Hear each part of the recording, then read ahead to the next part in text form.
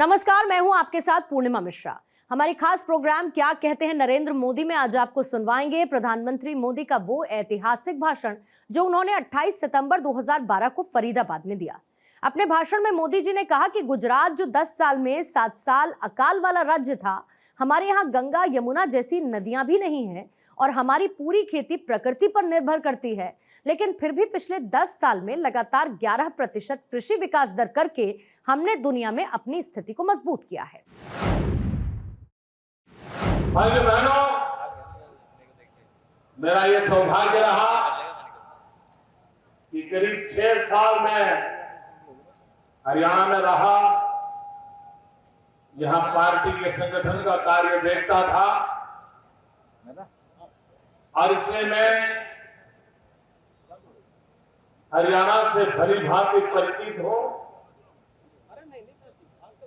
और मैं इतना विश्वास से कह सकता हूं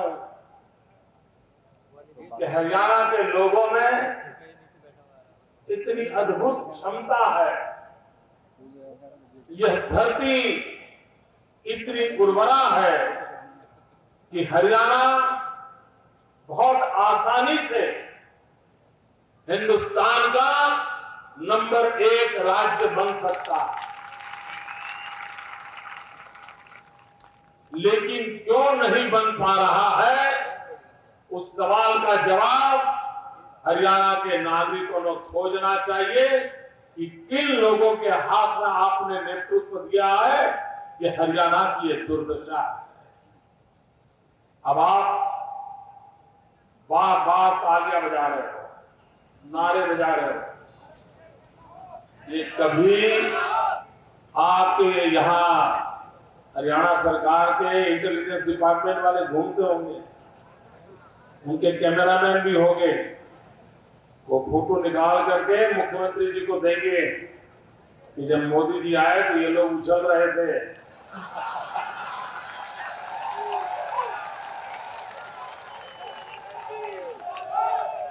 तो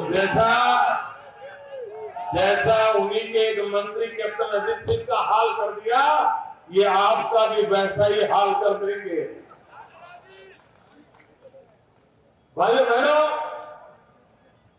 गुजरात विकास की नई ऊंचाइयों पर पहुंचा है, लेकिन लोगों को ज्यादातर औद्योगिक विकास की तरफ ध्यान जाता है कि नए नए उद्योग आ रहे हैं, बड़े बड़े उद्योग आ रहे हैं, लेकिन मैं हरियाणा की धरती पर आकर के गुजरात के औद्योगिक विकास की कथा सुनाना नहीं चाहता। जिन क्षेत्रों में हरियाणा की ताकत रही है भूतकाल में, मैं उन्हीं विषय को स्पर्श करना चाहता हूं। एक समय था हरियाणा से अगर दिल्ली में दूध नहीं आता था तो दिल्ली वालों को चाय नहीं बनती थी। हरियाणा पर दिल्ली निर्भर था। आज क्या कारण है कि दिल्ली के हर घर में अगर चाय बनती है तो दूध गुजरात का होता है। ये फर्क क्यों हुआ?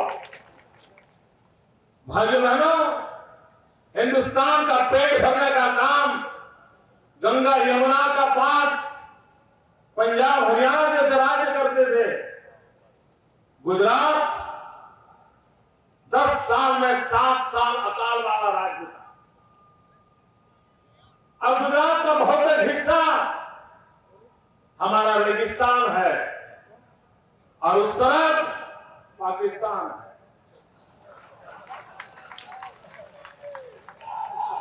हमारे यहां गंगा यमुना जैसी नदियां नहीं है।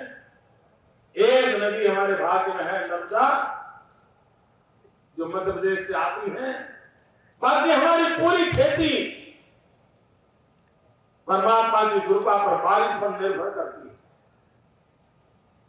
हिंदुस्तान का कृषि विकास दर 3% से आगे नहीं बढ़ रहा है और गुजरात, जो कि कभी अकाल पीड़ित राज्य माना जाता था, पिछले 10 साल में लगातार 11% कृषि विकास दर करके हमने दुनिया में अपनी स्थिति मजबूत कर दी। हम कपास की खेती करने वाले राज्य हैं। 2001 में जब गुजरात की जनता ने मुझे काम दिया, 2001 में गुजरात में कॉटन का उत्पादन 23 लाख गांठ था। 2001 में 23 लाख गांठ कपास पैदा होता था। मित्रों, पिछले वर्ष 1 करोड़ 23 लाख गांठ कपास का उत्पादन हुआ।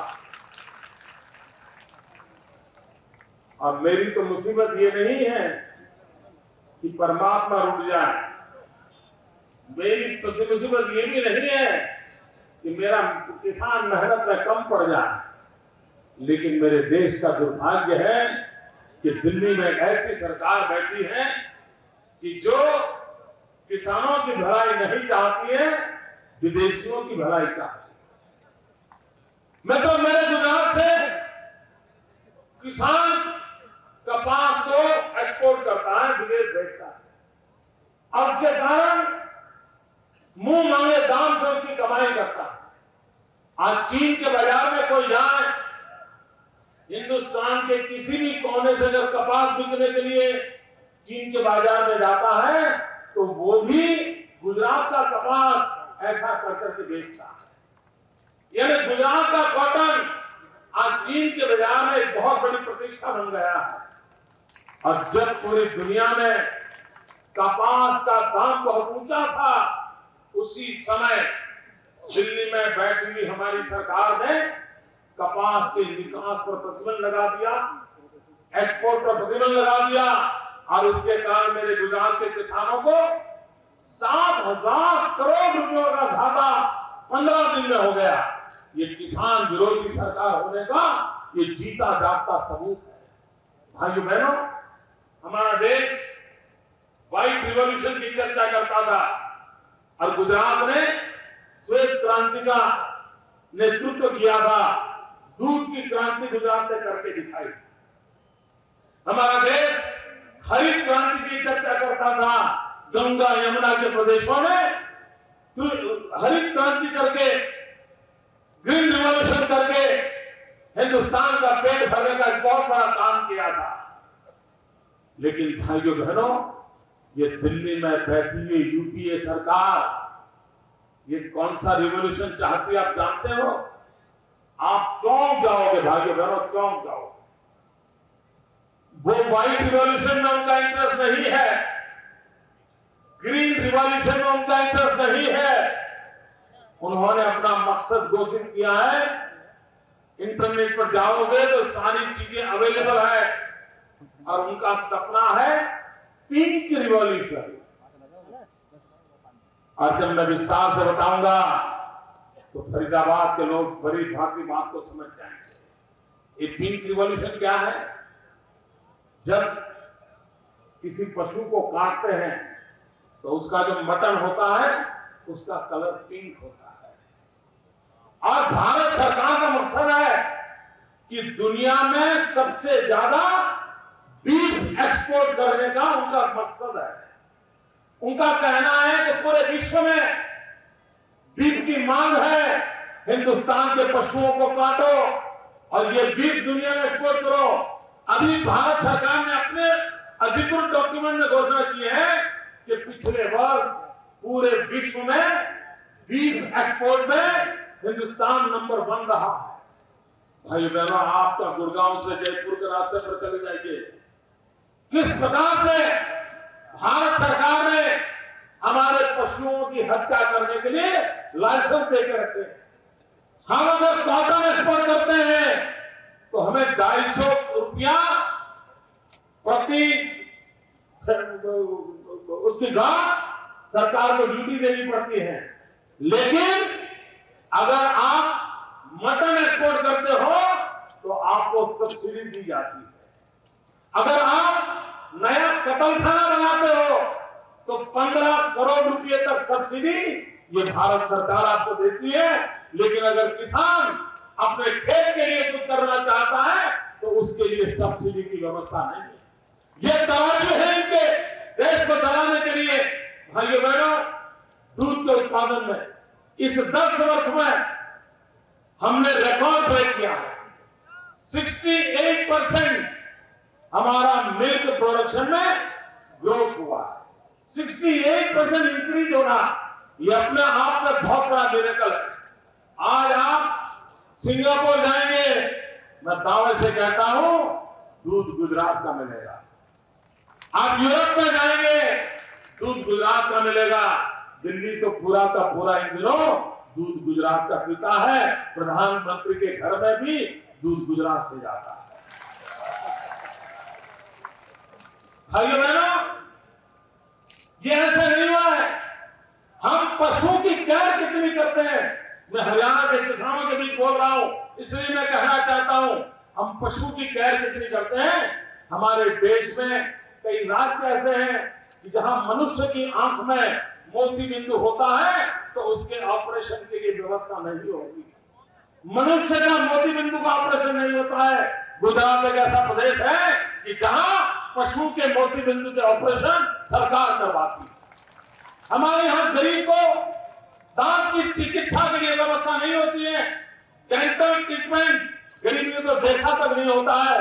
मेरे गुजरात के अंदर पशु की डेंटल ट्रीटमेंट का इलाज की व्यवस्था है ताकि मेरे पशु के आरोग्य की मैं चिंता करूं। भाइयों बहनों, अगर विकास कर रहा है तो कितनी बारीकियों से करना पड़ता है, इसका एक उदाहरण मैं देना चाहता हूं। मैं हरियाणा का दूसरा एक पक्ष भी लेना चाहता हूं। हरियाणा में आज से 20 साल पहले जब चौधरी बंसीलाल जी थे, भारतीय जनता पार्टी और चौधरी बंसीलाल जी की संयुक्त सरकार थी, उस समय कुछ इनिशिएटिव लिए थे। अब टूरिज्म में हरियाणा ने अपनी जगह बनाना शुरू किया था। वीकेंड टूरिज्म, दिल्ली से बहुत बड़ी मात्रा में लोग हरियाणा के दूर दराज इलाकों में जाकर के वीकेंड मनाने की एक परंपरा डेवलप हुई थी। धीरे धीरे धीरे हरियाणा का टूरिज्म जीरो की तरफ आगे बढ़ता गया और गुजरात एक प्रदेश जो टूरिज्म में जीरो था। हमारे पास गिर के लायन थे, हमारे पास द्वारिका थी, हमारे पास सोमनाथ था, हमारे पास महात्मा गांधी थे, सरदार पटेल थे, सब कुछ था। लेकिन टूरिज्म के नाम पर गुजरात का नामो निशान नहीं था। मित्रों, 10 साल हमने मेहनत की और आज हिंदुस्तान में तेज गति से टूरिज्म डेवलप होने वाले राज्य में गुजरात आकर के नंबर 1 पे खड़ा। भाइयों बहनों, विकास कैसे होता है, कहां गया हरियाणा का टूरिज्म और क्या कारण है कि आज टूरिज्म के अंदर गुजरात अपना नाम कमा रहा है, गुजरात अपनी स्थिति मजबूत बना रहा है और गुजरात की विकास की नई ऊंचाई पर जा रहा है।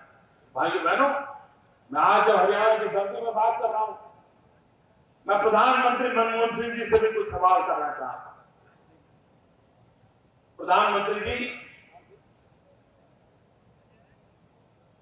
देश कुछ चीजें जानना चाहता है।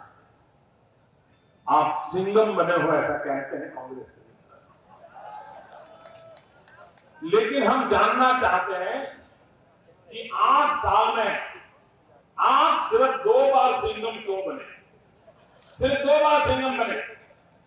एक बार जब न्यूक्लियर ट्रीटी करनी थी और अमेरिका का संबंध था, उस समय आप सिंघम बन करके सरकार जाए तो जाए, साथी छोड़ करके जाए तो जाए, मैं तो सिग्नेचर करके रहूंगा और आप सिंघम बन गए। और दूसरी बार आप एफडीआई को लेकर के विदेशों के लाभ के लिए ये दूसरी बार सिंघम बने हो और दूसरी बार आपने कहा है कि सरकार जानी है तो जाए, लेकिन मैं ये करके रहूंगा। देश के मन में सवाल उठता है, हिंदुस्तान की भलाई के लिए आप हिम्मत क्यों नहीं जुटाते। ये दोनों बार विदेशों के लिए आप सिंघम बनने की कोशिश करते हो, आप हिंदुस्तान की भलाई के लिए सिंघम बनने का साहस क्यों नहीं दिखाया।